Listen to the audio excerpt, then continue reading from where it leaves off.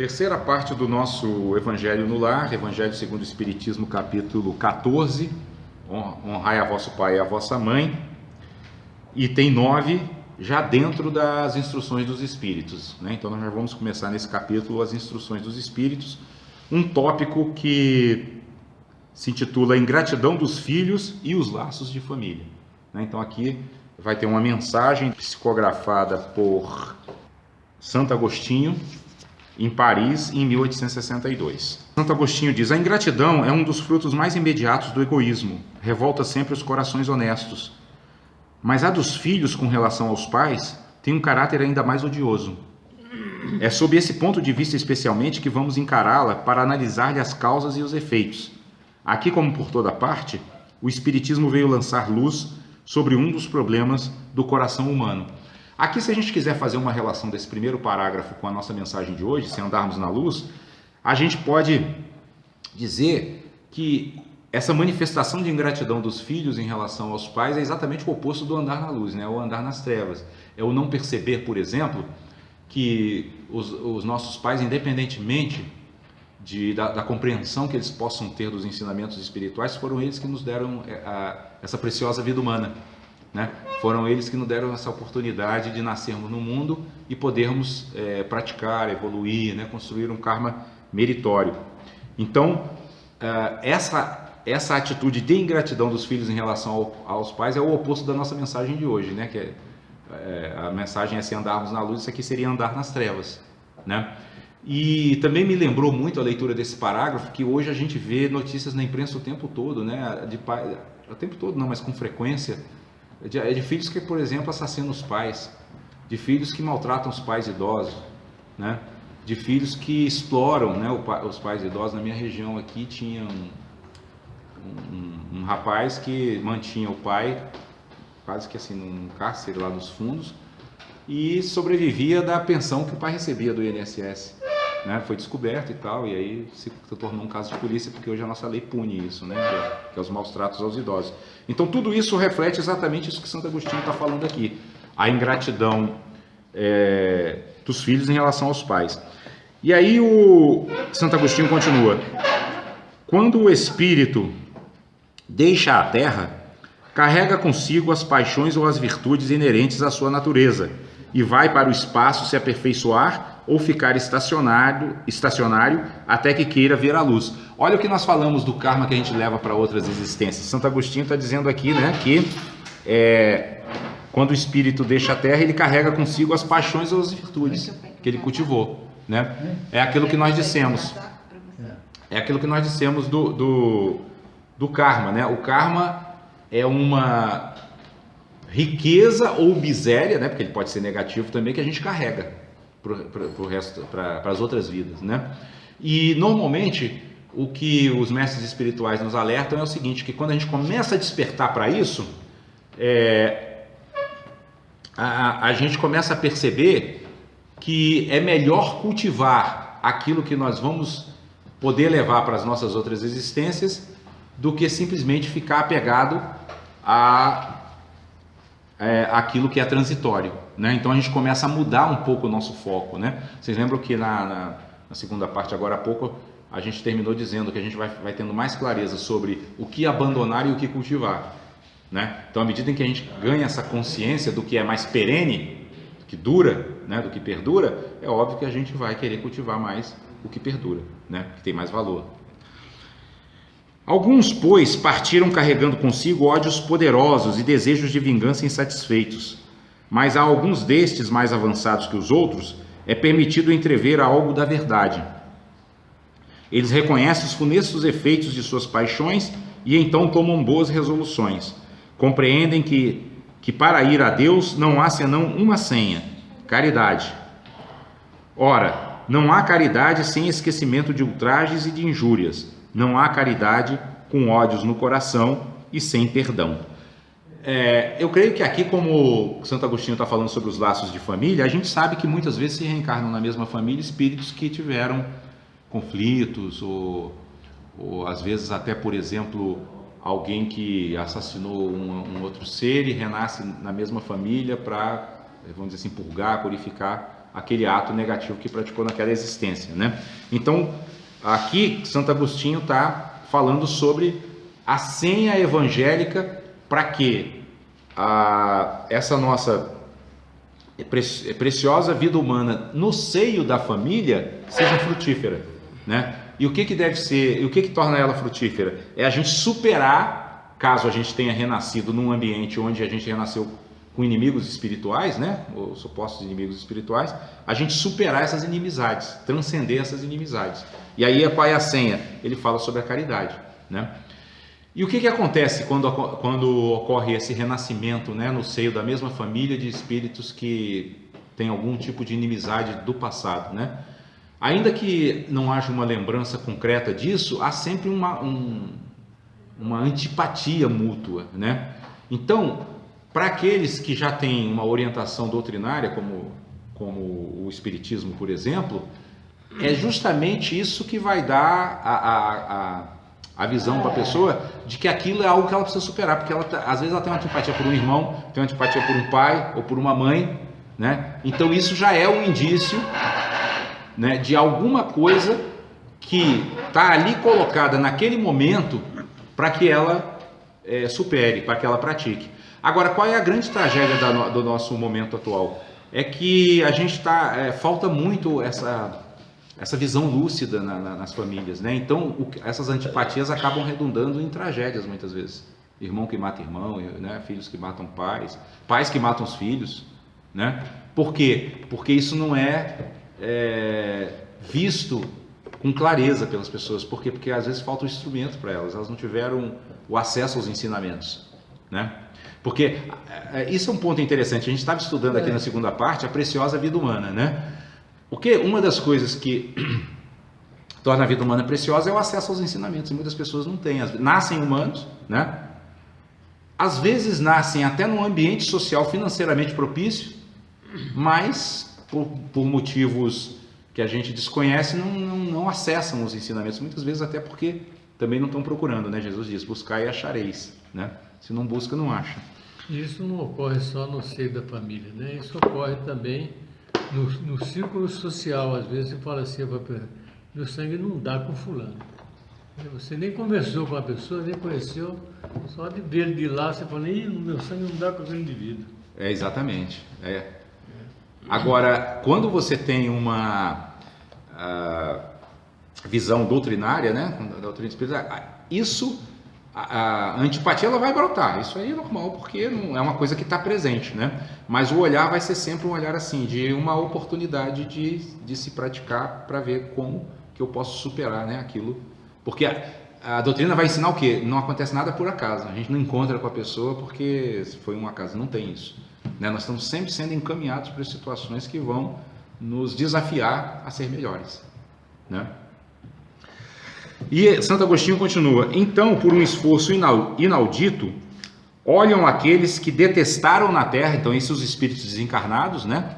Fazem um grande esforço para olhar aqueles que eles detestaram na terra, mas ante essa visão, sua animosidade desperta, revoltam-se com a ideia de perdoar e mais ainda com a de se abdicarem de si mesmos, sobretudo a de amarem aqueles que talvez lhe destruíram a fortuna, a honra e a família. Então aqui é justamente o caminho daquele que está se deixando arrastar completamente, aquilo que o Benedito falou. Agora você olha para o sujeito, sente uma antipatia e ao invés de buscar trabalhar esse sentimento para que ele se purifique, não, você alimenta, não, esse cara, olha só, não gostei da cara dele, ele deve ter alguma coisa de ruim com ele, não é possível, e aquilo vai crescendo, né? E aí é que está a grande questão, né? A filosofia tradicional chinesa, ela diz assim, uma planta daninha é mais fácil de ser cortada quando ela está pequenininha. Se aquilo cresce e da antipatia brota um ódio, né? E aí o ódio e a própria antipatia, se eles não forem purificados, eles também distorcem a minha visão. Tudo que a pessoa fizer, ainda a gente vai dar uma dimensão às vezes maior do que tem, porque eu já não gosto do cara, já não estou gostando. Aquilo vai aumentar. Então, se a gente não trabalha o nosso olhar, aí a gente pode caminhar até para tragédias, né? Que podem acontecer. Entretanto, o coração desses infortunados está abalado. Eles hesitam, vacilam, agitados por sentimentos contrários. Se a boa resolução vence, pedem a Deus e imploram aos bons espíritos que lhes deem forças no momento mais decisivo da prova. Então aqui já é quando o espírito realmente procura resistir a esses impulsos negativos.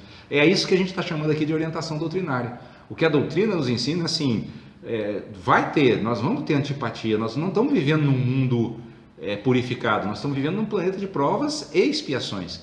Provas e expiações significam que desafios permanentes, constantes, né? Mas se a gente tem esse olhar doutrinário, a gente vai sempre buscar nesses desafios o que a planta faz com o adubo, os nutrientes, né, para que essas negatividades se transformem ou sejam pelo menos objetos de transformação interior e sirvam para criar belas flores de virtudes dentro de nós. Né? A planta transforma o adubo mal cheiroso em flor e nós também podemos transformar as nossas imperfeições e as nossas limitações em exercícios de desenvolvimento de uma visão ampla da vida, né? De espiritualidade mais profunda. E Santo Agostinho segue: enfim, depois de alguns anos de meditações e de preces, o espírito se aproveita de um corpo que se prepara na família daquele que detestou. Olha só, então aqui ele está descrevendo exatamente isso, né? Um espírito que tomou a resolução de reencarnar na família de um espírito com quem ele teve grandes problemas no passado, né? Então, da família daquele que detestou, e pede aos espíritos encarregados de transmitirem as ordens supremas para ir cumprir na terra os destinos desse corpo que vem se formar. Qual será, pois, a sua conduta nessa família? Ela dependerá mais ou menos da persistência de suas boas resoluções. Porque esse é um ponto muito importante que o Espiritismo chama a atenção. O espírito, antes de encarnar, ele toma boas resoluções, ele vem determinado, mas quando entra no corpo, renasce, os obstáculos começam a se manifestar, muitos têm tendência a se afastar das boas resoluções. E é aí que vão surgir essas tragédias que a gente citou há pouco tempo, podem surgir a partir daí, né? Porque surge com aquela percepção da antipatia, porque é óbvio, se ele está reencarnando na família de um ser que ele detestou, essa antipatia vai existir. Aí tudo vai depender de quê? Do seu livre-arbítrio. O que ele vai fazer com isso? Ele vai procurar resistir, né, e transcender essa antipatia, ou ele vai deixar que essa antipatia se desenvolva, se transforme em ressentimento, o ressentimento se transforma em mágoa e a mágoa se transforma em ódio. E o ódio possa vir até a fazer com que ele cometa uma ação extrema, né, um homicídio, por exemplo, um assassinato. Entendem como é que funciona? Né? O que nós vamos... É por isso que nós falamos aqui na segunda parte do nosso Evangelho. Precisa ter muita clareza do que é para cultivar, do que é para abandonar. Essas antipatias, principalmente dentro da família, onde você convive 24 horas com a pessoa, se elas não forem abandonadas, porque se não for abandonada, o que acontece? Ela vai crescer. Né? Eu me lembro aqui, agora falando isso, de um texto tibetano que ele diz assim: luta contra teus pensamentos impuros antes que te dominem. Porque se a gente deixa a antipatia crescer, ela domina. E aquilo vai ficando cada vez mais difícil de resistir àquilo, né? E como eu disse também, aquilo vai criando um olhar negativo em relação à pessoa com quem a gente antipatiza. E tudo que ela faz vai se tornando grande demais. Né? Tudo a gente vai achando que ela está... ela às vezes nem quis nos agredir. Ela está falando isso porque ela está querendo me perturbar. Né? E aí pronto, a gente perde o controle. Né? Então luta contra os pensamentos impuros antes que te dominem. Porque quando dominar, a gente começa a ser arrastado. Lembrando ainda que tem o problema da obsessão. Né? Que o Espiritismo chama a atenção. Então eu cultivo aquela antipatia, os obsessores acham ali um campo fértil, né?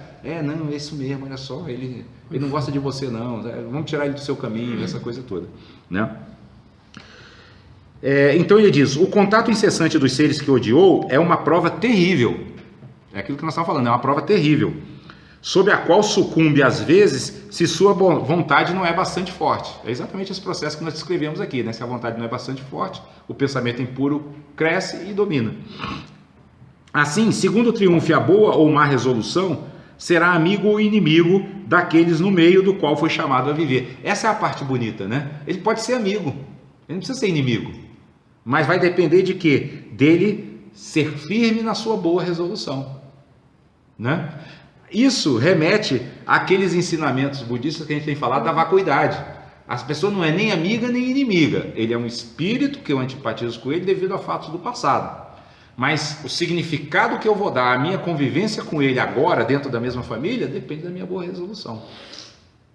Ou minha fraqueza. É isso que vai dar a definição dele como amigo ou como inimigo. Então está na minha mão, eu sou livre.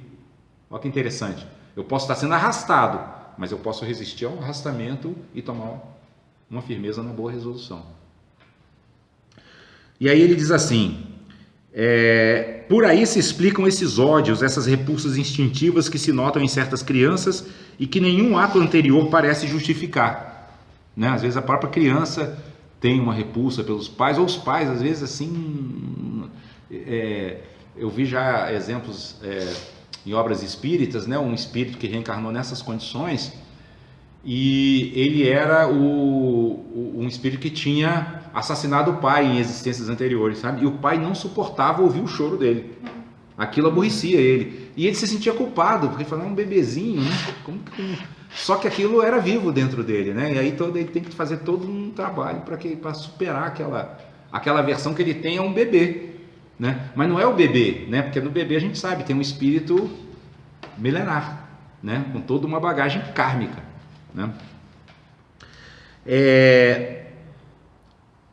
Então ele diz assim, nada com efeito nessa existência pôde provocar essa antipatia. Para compreendê-la é preciso voltar os olhos sobre o passado. Então aí é que o Espiritismo vai ajudar, né? Porque o que acontece, por exemplo, num pai como esse, né? Que não consegue, sabe, ele se antipatiza até com o choro do bebê que é o filho dele, né? Ele começa a sentir culpa, né? Ao passo que, se ele desenvolver uma visão lúcida, se ele tiver um apoio doutrinário, se ele entender o que está acontecendo ali, em vez de culpa, ele vai desenvolver uma visão lúcida e vai dizer assim, não, eu vou trabalhar isso aqui porque agora eu entendi o que é isso e isso.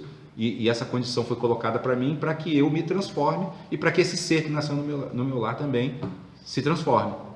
Percebe? Então, é a nossa mensagem de hoje, se andarmos na luz. Se houver clareza, as coisas se desenrolam bem. Se não houver clareza, a pessoa acaba se afundando ou num sentimento de culpa, ou até, sei lá, fazendo alguma maldade com o bebê, né?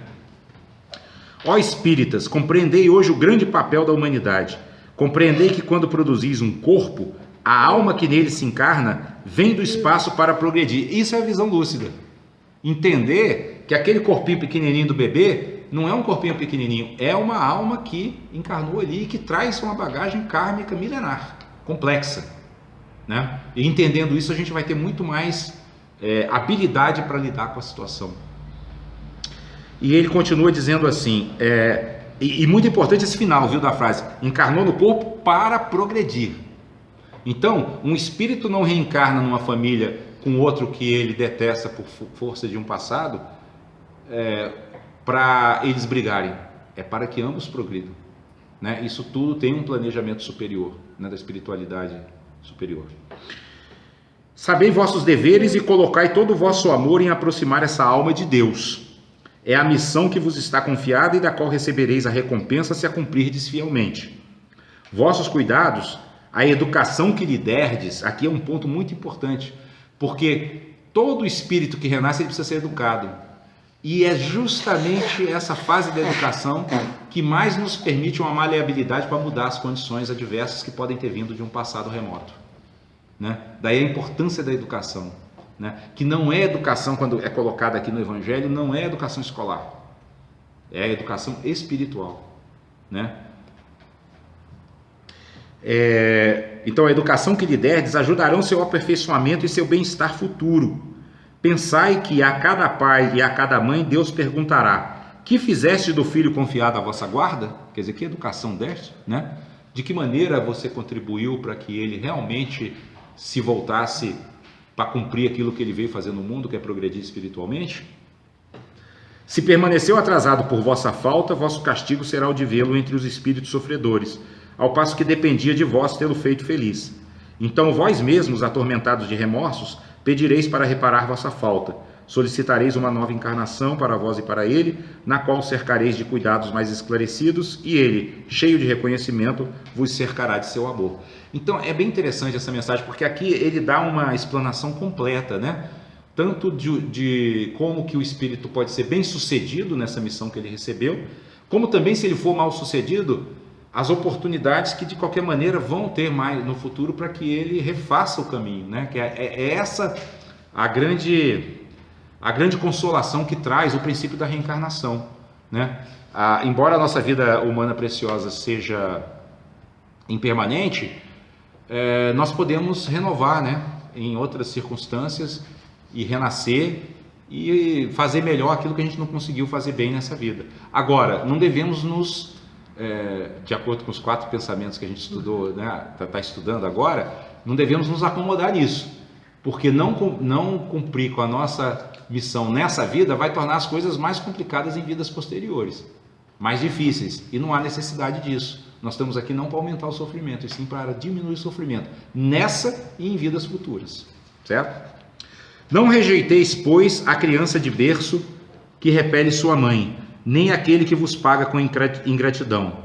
Não é o acaso que o fez assim e que vô-lo deu. É aquilo que nós falamos, isso não é casual, né? Existem fatos, né, e situações kármicas por detrás disso. Uma intuição imperfeita do passado se revela, e daí julgais se um ou o outro já muito odiou ou foi muito ofendido, que um ou o outro veio para perdoar ou para expiar. É aquilo que o Benedito falou, né? Às vezes a gente olha para uma pessoa e fala assim, nossa, como é que é a frase que o pessoal usa? Meu sangue. Meu santo não bate com o dele. Meu santo não bate com o dele. É exatamente isso. É uma percepção intuitiva desse mecanismo kármico, né? Agora, quando a gente está desenvolvendo uma visão espiritual, a gente vai além dessa simples visão intuitiva. A gente procura trabalhar isso, né? É a mensagem de hoje, andar na luz. A gente procura iluminar isso. Por que essa antipatia? De onde é que vem? Né? Que pontos fracos dentro de mim fazem com que eu sinta dessa forma? O que eu posso fazer para melhorar? Mas aí já significa que eu já tenho uma aspiração de evolução espiritual. Por isso a aspiração, o querer evoluir espiritualmente é muito importante. E a psicologia diz, né, que o que você percebe no outro, de alguma forma está espelhando o que tem dentro de você. Então, as outras pessoas que te incomodam são seus mestres, né? Exatamente. Inclusive o Dalai Lama fala que nossos melhores mestres são as pessoas que mais nos incomodam. Isso aí. Porque dentro, você falou do espelho, e uma das sabedorias búdicas, das 5 sabedorias búdicas, é a sabedoria do espelho.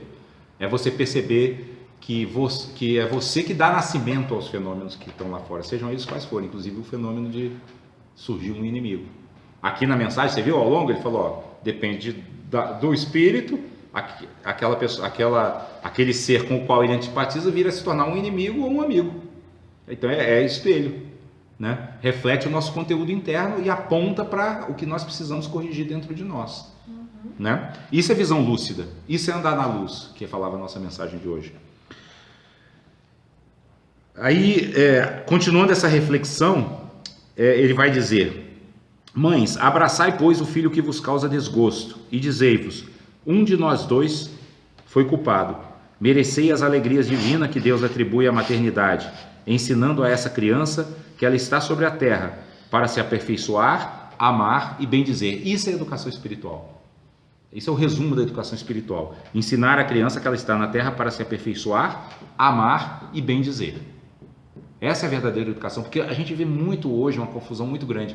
Achar que a gente vê pessoas pós-doutoradas que são assim extremamente grosseiras do ponto de vista espiritual, que maldizem a vida, né? Tem assim todos os diplomas, tem leituras infinitas, mas maldizem a vida,